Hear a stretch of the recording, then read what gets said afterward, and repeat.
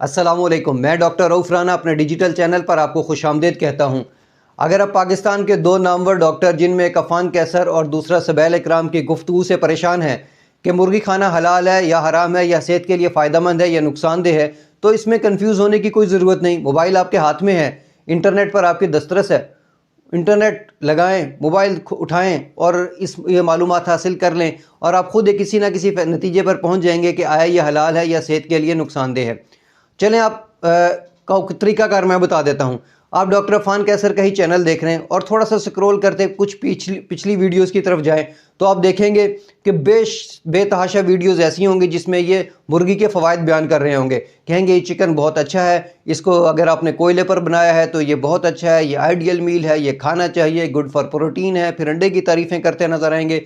फिर अगर आप थोड़ा सा और नीचे जाएंगे, इनकी मिसेज़ ने जब नया एयर फ्रायर लिया था, फिर ये हर चीज़ ड्रम स्टिक एयर फ्रायर में बना रहे होते थे और ये मुर्गी की बेशुमार बेतहाशा तारीफ़ें कर रहे हैं। जब भी किसी होटल में जाएंगे, किसी कॉन्फ्रेंस में जाएंगे, हर बात पे चिकन चिकन चिकन चिकन लाजमी करेंगे।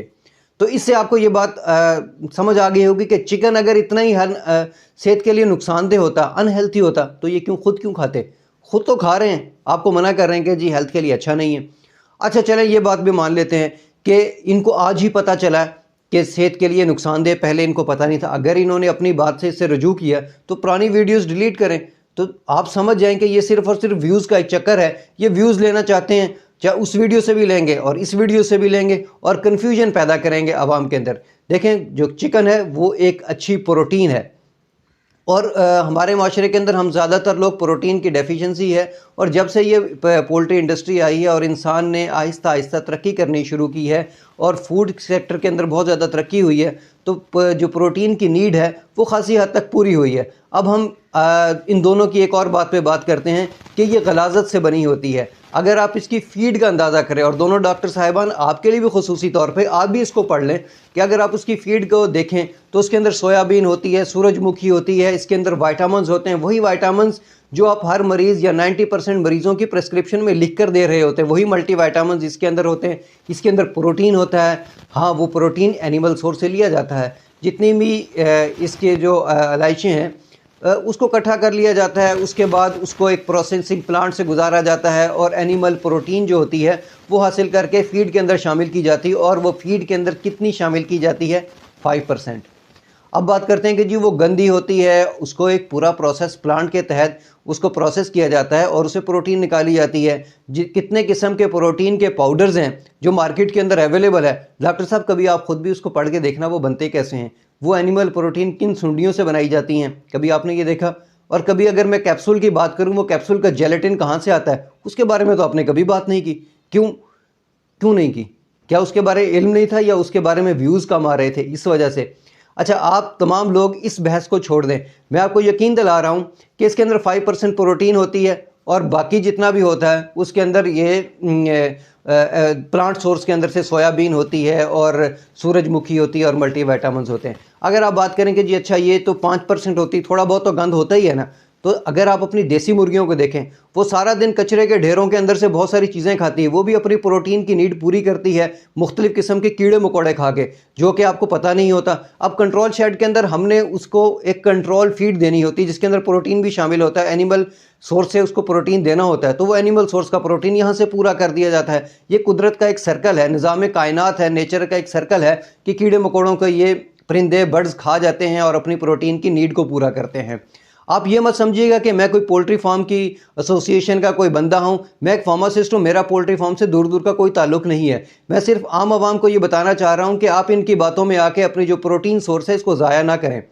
अच्छा, दूसरी बात करते हैं डॉक्टर सबैल इकराम की, जिन्होंने मजहबी पॉइंट ऑफ व्यू से उठाया कि जनाब जो चीज़ इलाइशें खाती हैं, गलाज़त खा रही होती है, तो वो हराम है, हलाल कैसे हो गई है। एक और वीडियो जो कि आजकल उन्होंने डिलीट कर दी है, उसके अंदर भी उन्होंने इस बात का ज़रा ज़ोर शोर से जिक्र किया था और इस वीडियो के अंदर जो अभी मौजूद है उसके अंदर थोड़ा सा कम ज़ोर शोर से जिक्र किया है।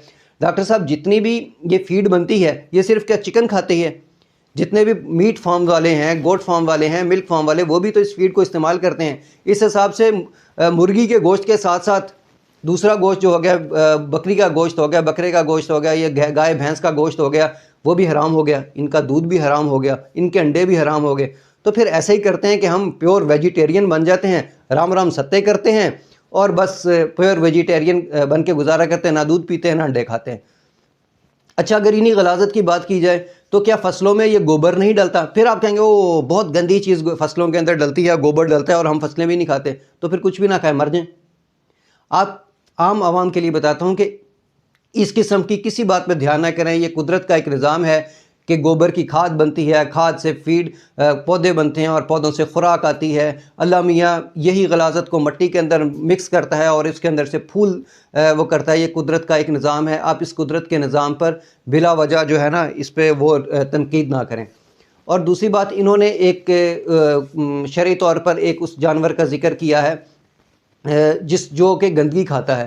اگر آپ محدثین کی بات پر غور کریں ڈاکٹر سہیل اکرام صاحب، کہ وہ ایسا جانور ہے جو اپنی خوراک کی جگہ اس گندگی کا استعمال کرتا ہے اور اس قدر زیادہ کرتا ہے کہ وہ گندگی کی سمیل جو ہے اس کے گوشت کے اندر سے آنا شروع ہو جاتی ہے، تب وہ جا کے محدثین نے اس کو حرام قرار نہیں دیا، بلکہ یہ کہا ہے کہ 3 دن اس کو الگ باندھ کے رکھے اور اس کو کھانا کھلائیں، تب اس کا جو گوشت ہے وہ حلال ہو جاتا ہے۔ مجھے امید ہے کہ عام لوگوں کو یہ بات سمجھ آ گئی ہوگی۔ اگلی ویڈیو میں اسٹیرائڈ کا تفصیل سے ذکر کروں گا کہ کیا مرغیوں کو اسٹیرائڈ دیا جاتا ہے یا نہیں دیا جاتا۔ اگلی ویڈیو میں اسٹیرائڈ کا ذکر کریں گے، تب تک کے لیے اللہ حافظ۔